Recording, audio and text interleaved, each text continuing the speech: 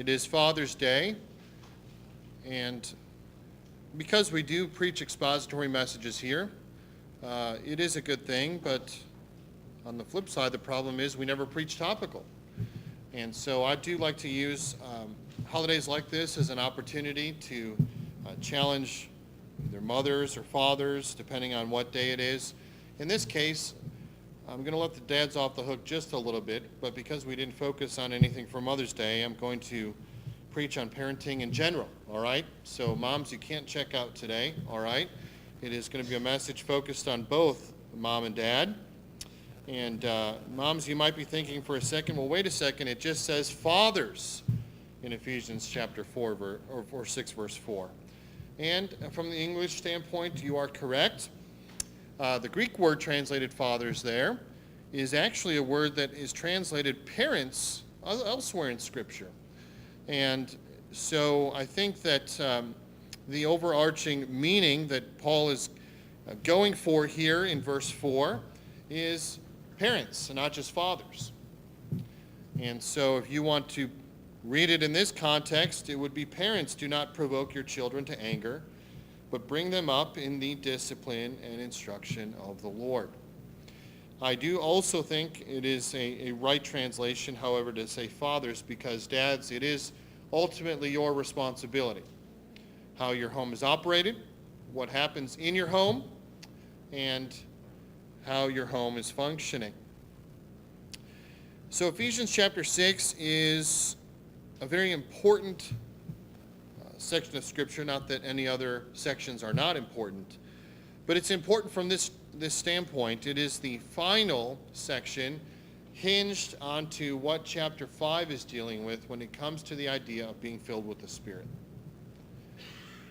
I would argue that verses 1 through 3 are the ways in which a child shows that they are filled with the Spirit of God, that they know the Lord, that they are walking with the Lord.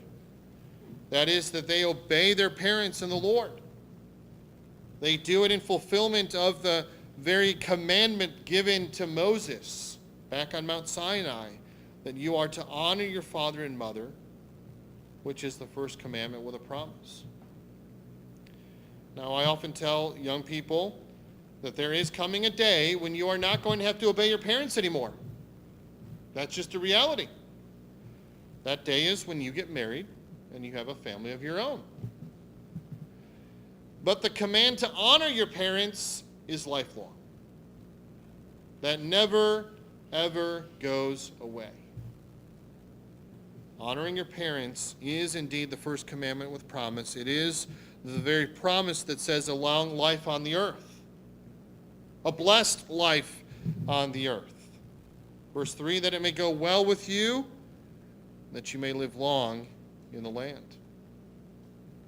But then we come to verse 4, because I think verse 4 is a bit of a wake-up call, if you will, a challenge to parents. And it's a very pointed challenge, because in this verse alone there are two imperatives. And these imperatives, these commands, are going to serve as our main points this morning. Fathers, here's the first command. Parents, do not provoke your children to anger. The second command, but bring them up. The nurture and admonition of the Lord. The discipline and instruction of the Lord. So this morning our points are very simple. We're going to parent to the glory of God. Then we're going to look at, number 1, what not to do as a parent. And then we're going to look at, number 2, what we need to do as a parent. Very simple, very straightforward, and yet I think this is important for us to examine. Preaching on the family, preaching on marriage, preaching on these sorts of themes are important for us to come back to from time to time. Firmly believe, folks, that the strength of our marriages and the strengths of our families will also reveal the strength of our church. We need to have strong families. We need to have strong marriages. And so I'm going to ask you that this morning before the Lord that you will tell the Lord that you will make any changes necessary if he shows you something this morning. that you will indeed examine your own heart, your own methods, to make sure that you are this morning and going forward in your home parenting to the glory of God. John Flavel, one of the great Puritan preachers, had a few things to say about this matter of instructing and rearing children in the home. He said this: if you neglect to instruct children in the way of holiness, will the devil also neglect to instruct them in the way of wickedness? The answer is no. If you will not teach them to pray, he will teach them to curse, to swear, and to lie. If ground be uncultivated, weeds will spring up. He also said in a different place, talking about the mercy of praying parents, he said, what a mercy was it to us to have parents that prayed for us before they had us, as well as in our infancy when we could not pray for ourselves. Folks, I would dare say that being a parent is not easy. It's all wonderful and great when you have that little baby and that little bundle of joy in your arms. And it's wonderful, and it should be wonderful, except for the fact that no one wants to call that little bundle of joy a total heathen who was conceived in sin. A depraved human being just like all of us are. It would be great if all of us, when we were children, right, our parents would have said the same thing, if we would have just sort of come with pre-programming, right? That we already know what not to do and what to do. I will tell you this, there is some pre-programming that's already done, isn't there? We all know what not to do and we still do it. That's the nature of depravity. But you know, Proverbs gives us a challenge about this matter of parenting. In fact, as I was looking through this and kind of preparing for this message, I could have just done a full tracing of Proverbs for this message, because there's so much that Solomon writes to his son regarding being a parent and what Solomon says to other parents about being a wise parent. Proverbs chapter 3, verses 11 and 12. My son, do not despise the Lord's discipline or be weary of his reproof. For the Lord reproves him whom he loves, as a father the son in whom he delights. This same language brought forth in a very familiar place. Do you remember? Book of Hebrews, chapter 12, talking about the Lord's chastening. The writer of Hebrews goes back and quotes this very passage, but it's in the context of a father who delights in his son, and the way that he delights in his son is that he chastens him, he disciplines him, he trains him. Proverbs 19, verse 18. Discipline your son, for there is hope. Do not set your heart on putting him to death. Some other translations say, discipline your son while there is hope. While there's an opportunity to save your son or daughter from the hurts and the heartaches that this world has, take time to discipline, to train them. Proverbs 22, verse 15. Folly is bound up in the heart of a child, but the rod of discipline drives it far from him. And then there's Proverbs 29, 17, and I love this. Discipline your son, and he will give you rest. He will give delight to your heart. Often when I have parents come in for counseling, I'll tell them that there are these and other verses that are very, very good and good reminders for you to put wherever it is that you do your disciplining. I've said it before, and I'll say it again. Folks, if you're going to parent for the glory of God, disciplining is not just getting your kids to do what you want them to do. Disciplining your children, the goal of discipline is to get their heart.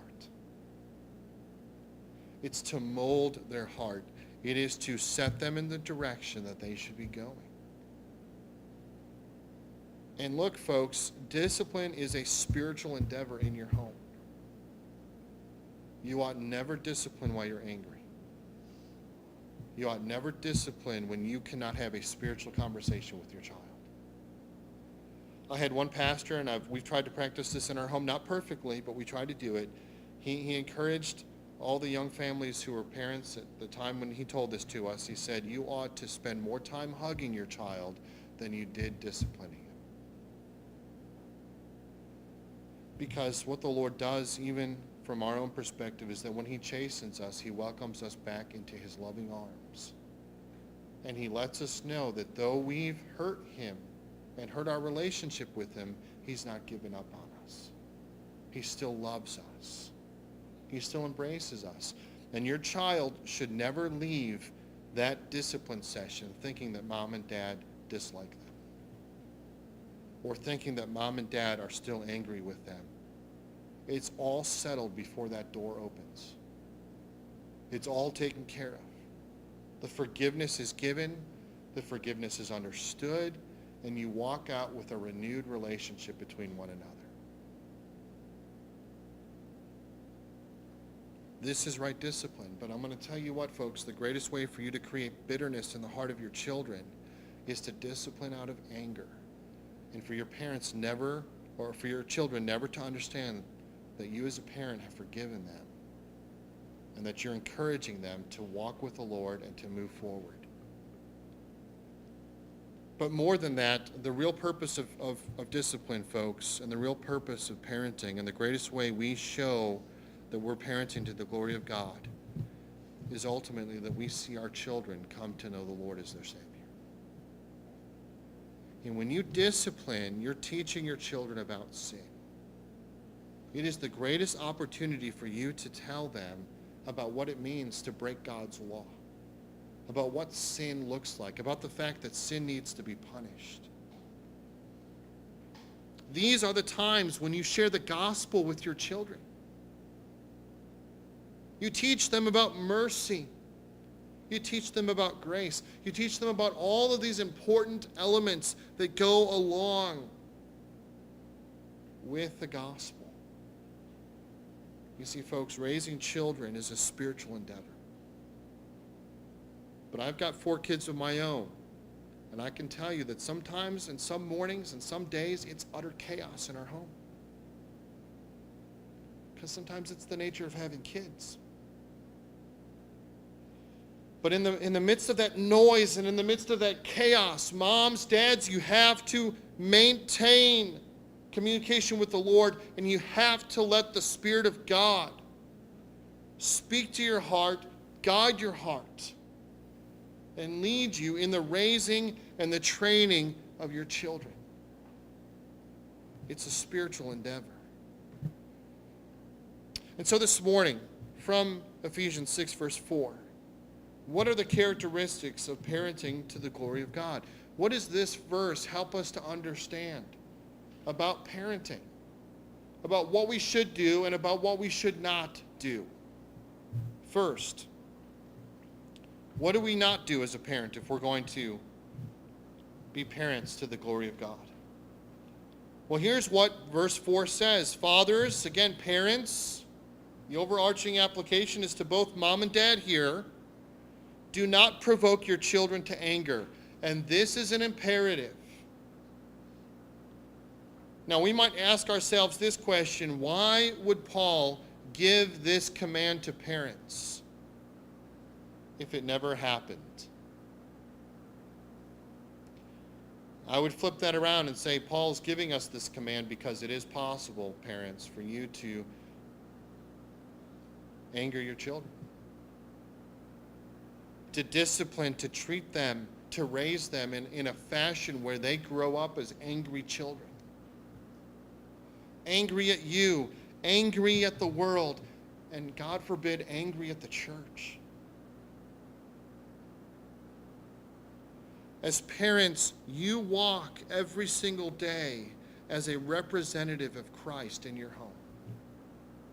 You walk as an ambassador for Christ. Every word you say, every action you do, every response that you have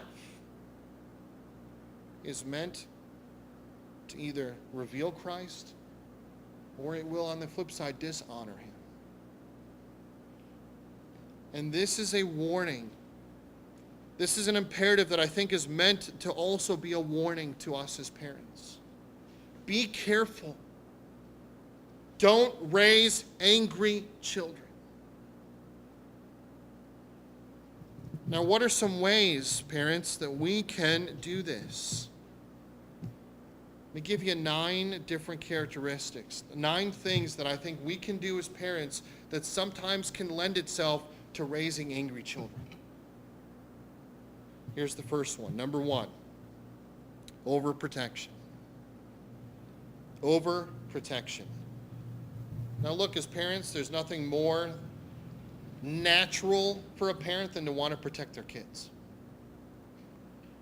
That is just the way it is. I mean, any one of us as parents would take a bullet for our children. We would do whatever is necessary to make sure our children are not harmed.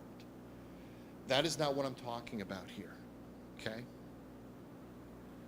As your children get older, if you really want to frustrate your child, then fence him in. Don't trust him or her. Don't give them enough opportunity to develop their own independence so that they can find out who they are. You want to really frustrate your child, make him angry. Don't let your children take any risks. You'll very quickly create an angry mood in your child. I tell my wife all the time, I would rather our children, as they grow up, I'd rather them make mistakes while they're under our roof, where we can guide them and help them see their mistake and teach them through their mistakes, than for them to go along in life in their teenage years, obey every one of our rules, and for us to think that they have it all together only to leave our home and then make all the mistakes, where there's zero guidance and zero help and zero counsel.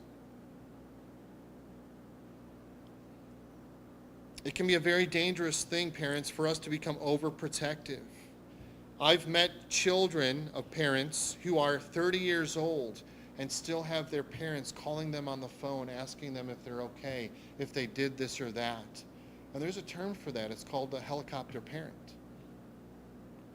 They constantly roam over their kids, even in their 30s and 40s, making sure they're still okay. Look, Mom and Dad, if we're like that, ultimately we don't have an issue with our trust for our kids. We have an issue of trust in God. If you can't trust how you've raised your child to that point enough to let them go and do what they need to do, you don't have a trust in the Lord to be able to work in the heart of that child and to continue to mold them into what He wants them to be. Our children need to be able to be themselves because they are people too. They're little people. They're little persons. So they need to be able to express themselves little by little by little. And they need to learn to face life and the realities of life on their own. And so, parents, we need to be willing to give them some rope to do that. Not when they're 10 years old, okay? But as they come into those teenage years, 12, 13, the rope can start to come out just a little bit, right? 14, 15, 16, 17, 18. I mean, it's a huge bit of rope to let them get their first job, right? To let them get behind the wheel of a car. I'm not there yet. Anna's soon to be there, and I'm thinking, boy, I don't know if I can do this. I have found appreciation for my parents when they let me get behind the wheel, right? That's kind of where you're at. Look out and get off the sidewalk was no joke in my family, okay? But look, giving them a rope. Parents, every time you come to a different fork in the road for your children, it's another opportunity for you to reinvest trust in the Lord. with your children. To let God do what He's promised to do in the life of your children. Look, your kids are going to learn. And sometimes the best way for them to learn is by hitting a brick wall once in a while. Letting them fall down once in a while. I mean, how many of our kids would have learned to ride a bike if we just held onto that bike the entire time? Letting go of the bike is a dangerous thing. It's a scary thing. But then before you know it, they're riding on two wheels, buzzing around your neighborhood. Parents, don't be overprotective. Your kids want to grow up. They want to learn what it is. Give them opportunities to apply what it is you've taught them their entire life to that point. Number 2, if you want to create anger in the heart and life of your child, number 2, practice favoritism. Practice favoritism. Favor one child over the other. This is really frustrating from the standpoint of children. Don't ever compare your children. Don't ever talk to your spouse about how you appreciate one more than the other. Sometimes kids have a funny way of listening to the conversations their parents have.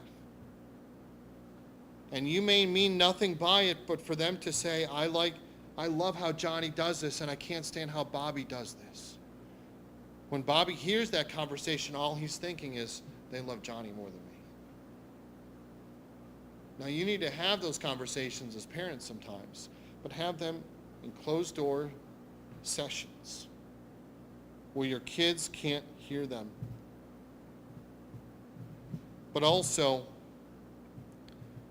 be understanding that each of your children is unique. Many times, your children are like either you or your spouse. But each of your children is a gift from God. Each of them is created in the way that God would have them to be created. Each of them needs to be loved, and they need to be loved because they're special. Don't forget that. So don't favor one over the other. And I would also say this, if one of your children is more like your spouse, let your spouse talk to that child in very serious conversations. Because sometimes they just have a connection. They just have an ability to connect. And I think all of you know what I'm talking about in that regard. Here's the third one. Create anger in the heart of your child by pushing achievement constantly. Or maybe we'll say it this way, by over-pushing achievement. When you push them in an area of achievement where perhaps they're just not that gifted, and perhaps they're not meeting up to your standard that you would have in that area. I'm finding this to be reality in my own life. I'm coaching baseball this year, and everything in me wants to bubble wrap my son's arm, right? Because I need him to be my retirement. Just kidding. But that's how parents think sometimes, right? And they want their kid to be the next Nolan Ryan and the next greatest whatever. And look, it's okay, parents, for us to have dreams for our children, but not every one of them is going to do what we dream about. Right? Not every one of them is going to love something that you love or be good in a school subject that you were good in. But keep pushing and pushing and pushing until they have a sense that they've never accomplished anything is going to create problems. Because they feel in their mind nothing is ever good enough. If they get C's, then you demand B's. If they get B's, you demand A's. You demand A's, you demand all A's, and then all of a sudden they just realize I can never satisfy mom and dad. But if they get a C and you know they worked really hard to get that C because they're just not really good in that subject, then they did awesome. And you should let them know they did awesome. But always let them know they can do better if they put their mind to it. But praise them, encourage them, tell them they did a great job. Parents, it's not a sin to tell your kids they did a good job. sometimes we have this mindset that if I say that, I'm showing some kind of weakness. Parents, if we set that standard so high that our kids can never achieve it, we're going to raise angry kids. Here's another one, number 4, overindulgence. Give them everything they want, whenever they want it. This is the flip side of things. Kids know how to beg. Kids know how to wear your ear. Mom, Dad, this is creating anger in a different way. If you set the habit that kids get whatever they want, then when it comes time for you to say you can't have it, you just created anger and bitterness. Because kids can't have everything that they want. And so it's better for you to teach them early this reality. Overindulgence leads to anger when they don't get what they want. And it's never going to help them later in life. Here's the 5th one. You can create anger in the heart of your child with discouragement. Discouragement. Sometimes, parents, in our anger, we can remind our kids all the time, maybe not with these words, but in our actions, that they're never going to amount to be anything. Remind them of all the time that they've not been any good, that they're useless, that they're done. Don't give them any rewards when they do what's right or they've done a good thing. Don't show them your approval. Don't do any nice things for them from time to time. Don't honor them. Pretty soon you'll destroy their initiative. You'll destroy any incentive that they have to be themselves and to tap into the gifts that God's given to them. You'll destroy all motivation they have to be successful, both for the Lord and in life. Discouragement. Number 6, create anger in your children by failing to sacrifice for them. Failing to sacrifice for them. Leave them by themselves all the time. Make them fend for themselves. Make them fix their own meals all the time. Make them clean their house and their room without any direction. Make them buy their own stuff. Make them take care of their own deals, whatever it is. And look, there's a time and a place, folks. We talk about giving rope. There's a time and a place for your kids to do these things by themselves. Remember, my parents, we all got saved at the same time in about a 6-month period of time. And so my parents were growing just as we were growing in our Christian walk with the Lord. Before we were Christians, my mom's way of handling us was to drop us off at the pool at noon during the weekday and pick us up at 6 o'clock at night. Never gave us a lunch, never gave us any kind of food. But that was like free built-in babysitting. I'm not saying that any of you would do that. My mom to this day, I think, recognizes that probably wasn't the best way of handling things. It created a bit of anger in my heart, at least as a 12, 13-year-old boy who had to fend for himself in that way. But parents, if you never sacrifice for your kids, I'm not saying you have to do it all the time, because again, that goes back into the other thing, right, where you're giving them everything that they want. But sacrifice for your kids. Allow them to bother you once in a while. Have a rule that even when you're in the midst of business, now they should know not to interrupt, and they should know times when they shouldn't interrupt. But parents, you should never send them the message that you're too busy for them. Your door should always be open to them. You should always be able to have a conversation. So, that's important. And then number 7, just a couple more here.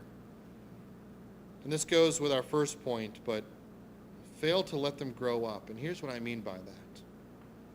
Have you ever been at a table where some kid spilled his milk and you thought the parents had just seen the Holocaust? right? Such an unbelievable overreaction for spilled milk. Or when some little kid gives a stupid idea and you say, boy, that was dumb. Now just wait a minute. Let them share about their ridiculous ideas once in a while. Don't condemn them for doing that. Don't expect perfection. Listen, parents, expect progress. And this carries over to our church sometimes. We have to be parents like this, but then we also need to be setting that example for the children in our church as a whole. Take time to listen to them. Get down on your knee. Listen to their silly conversations. Do you know how far that's going to go? You might think in your mind, well, that's really dumb. But not to them, it isn't. Have those conversations. Let them grow up so that they can learn to have a conversation with an adult. Number 8, neglect. I think the story of Absalom is probably a story of neglect in many ways, as sad as it might be. You know, sometimes we can be so busy with everything else that we neglect our own family. And I will say this from a pastor's standpoint, one of the greatest temptations in the ministry is to be so busy in ministry and in the lives of others that your family suffers. And it happens all the time. And then all of a sudden, a pastor's family, his kids go off the deep end, and he's got to drop out of the ministry because he's no longer qualified for the ministry. And then while they're moving out of the parsonage, they're thinking, where did this come from? Well, it came from you being too busy for your family. I've told my wife I will never let the ministry be more important than our family. I've been tempted to do that before, but they come first. They have to come first. And men, with your jobs, as busy as they need to be, your family still comes first. Comes before your boss. I know they pay the paycheck, and I know they help you pay the bills. But your kids come first. God has given you your kids as a responsibility. And just as you would steward your money, you need to steward your children. Don't neglect your family. Don't neglect your children. I think this is one of the greatest sins parents commit. Neglecting your kids, leaving them alone, almost as if you were throwing away your child, saying good luck. You're there to meet a need. You're there to raise them. You're there to set them as arrows, right, as an archer would, and to send them off to have a big impact for the Lord. Here's the last one, number 9. Cruelty. You want to create anger in the heart of your children, be cruel. Mom, Dad, I hope you're not known for cruelty in the home. None of us would ever say, well, I beat and hit my children. Of course, that would be the ultimate top-notch cruelty, right? By the way, I would remind you, parents, spanking is one thing. Beating your children is another thing. Do not cross the line. Do not cross the line. Physical cruelty isn't obvious, but sometimes bitter words might not be as obvious. Your tongue is so much sharper than a child's that you can use ridicule and sarcasm that you think maybe isn't that big a deal, but inside you're slicing up the heart of your child with your words and with your tongue. They don't understand where you're coming from, and it's hurtful. Do you realize that we say things to our kids that we wouldn't say to another human being on the face of the earth except sometimes to our wives and to our spouse. We would never say the things that we say to our children, probably not even to those, sometimes same things to our own spouses. Why? Because anger gets the best of us. And before you know it, we've said things that we shouldn't have said. Worse, we don't recognize that we've said it, and we never apologize to our children. And this becomes just a way of life in our homes. Mom and Dad, let me just mention this. None of us are perfect. We're going to make mistakes. And as I told you, the reason why Paul gives this command and imperative is because parents are going to be tempted to raise angry children. But because you're not perfect, when you make a mistake, don't ever be afraid to tell your children you're sorry. Don't ever be afraid to get on your knee, give them a hug, and say, Daddy was wrong. I sinned. I shouldn't have said that. I shouldn't have done that. You know, your children love you. But you talk about being an ambassador for Christ. What a way to show Christ to your children. By being willing to apologize to them and to tell them you were wrong. And to say, Daddy's growing just like you are. God's changing my life just like he's changing yours, if they're a believer. Help them see that. But folks, we ought never be cruel in our home. Kids do silly things. They make mistakes. But no mistake is so great that it demands you tearing up your kids with your tongue. Never. Keep it in perspective. So these are the things that we ought not do if we're going to be raising our children to the glory of God. But let's go to the positive, all right? Sense this heavy cloud in our church right now. Let's go to the positive because it helps us to, again, understand why we're not doing these things, okay? Because the positive that Paul leaves us with is, here's what we're to be doing as a parent. And here's the second command. Bring them up in the discipline and instruction of the Lord. Bring them up in the nurture, the admonition of the Lord. So the other command, the other imperative is contained in this phrase, bring them up. Now listen, here's what this means. Do not miss this. It means to nourish. Nourish your children in the discipline and in the instruction of the Lord. So think about everything that comes with that word nourish into your mind. If you're going to get nourishment, you're going to get the best food possible.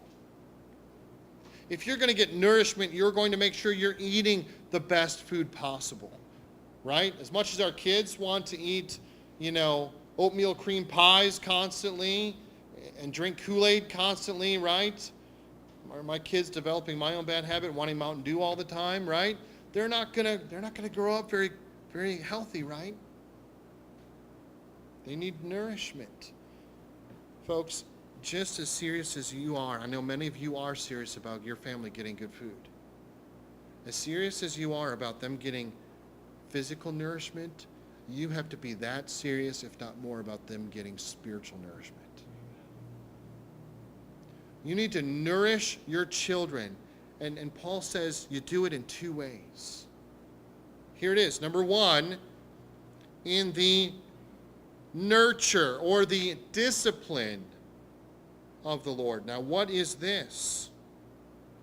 This word means to provide instruction with the intent of forming proper habits or behavior. So, in other words, by this word discipline, you're going to teach them how to walk with God. And then You're going to nurture and nourish them with instruction. This is the Greek word noutheo. We get nouthetic counseling, right? It means to provide instruction and to correct behavior and belief. So you're going to teach them how to walk with God, and then you're going to show them when they are not walking with God. And those two things are the ways that you nourish your children spiritually. So what does this mean? Well, I was thinking about this week.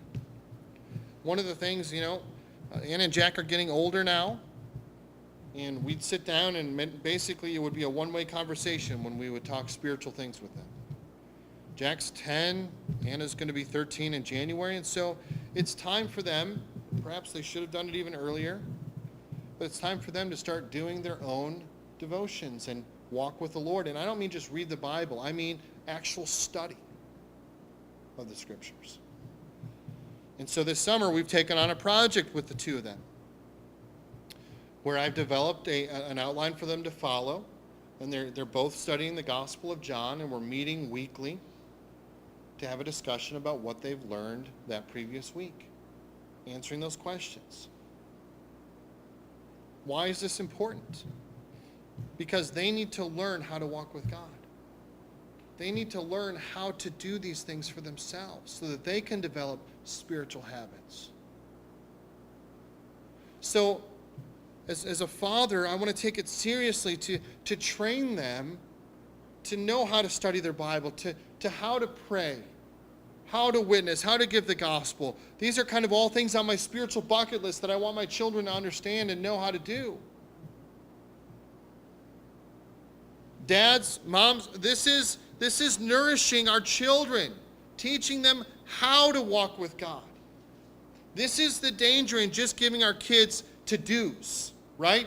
Just saying, meet the standards here. Just do. Here's your task list. They can complete the tasks without ever learning how. That's the danger. So take time to evaluate maybe what you're doing in your home and maybe reorchestrate it just a little bit so that they're learning how to do it on their own just a little bit, with your guidance, with your help. Have an interaction with them. And I'll be honest with you, as we've done this little project, it's been fun. It's been fun watching them have a verse, or quite honestly, even to destroy a verse totally. But you know what? It creates a conversation, right? It creates an opportunity for us to talk about it. That is so important. But then on the flip side, parents, then there's the noutheo part. There's the instructing of your children to correct their behavior. This is the nitty-gritty, right? This is where they do something wrong and you need to sit down with them and do some instructing, right? This is the point where you take, the hand of wisdom and apply it to the seat of understanding, if you know what I mean. Okay? But you do it with the intent of instructing them. So again, as we talked about, you're not just letting them go out angry. You're not just making them conform to your standards. You're taking the Scriptures and you're showing them God's standard and where they disobeyed God. You see, that's why I say, folks, discipline is one of the most spiritual things you'll ever do as a parent. Because in that discipline section, you're instructing them. And you're doing it to correct their behavior and also their belief. You're helping them to understand who God is, how God treats us, how a relationship with the Lord works. So it's much, much more than just correcting a wrong. And so Mom, Dad, I want to encourage you, make this transition. Make this transition in your home so that you are indeed bringing up your children in the nurture and the admonition of the Lord, but then also that you're guarding against provoking your children to anger. It's the two-way street, right? And it's a very, very important place for us to be. And folks, if we're doing this, if we're being parents like this, I believe that by God's grace, we can raise our children to the glory of God. And we can be parents that are glorifying God in everything that we do. In conclusion, in his autobiography entitled A Time to Heal, President Gerald Ford said that his parents had 3 rules when he was growing up. Tell the truth, work hard, and come to dinner on time. And then he said, and woe to any of us who violated these rules. Now, I don't know the background of President Ford's parents, but the reason why I use that as a final illustration is because it's not wrong to have rules. It's not wrong to have standards. We need to have rules and standards, particularly in the world in which we live today. But our rules and our standards are not the end all. They're a tool. They're a tool to train our children, to instruct them, to bring them up in the discipline and the instruction of the Lord. Mom, Dad, I pray for you regularly in our church that you would do this. This is a message from the heart.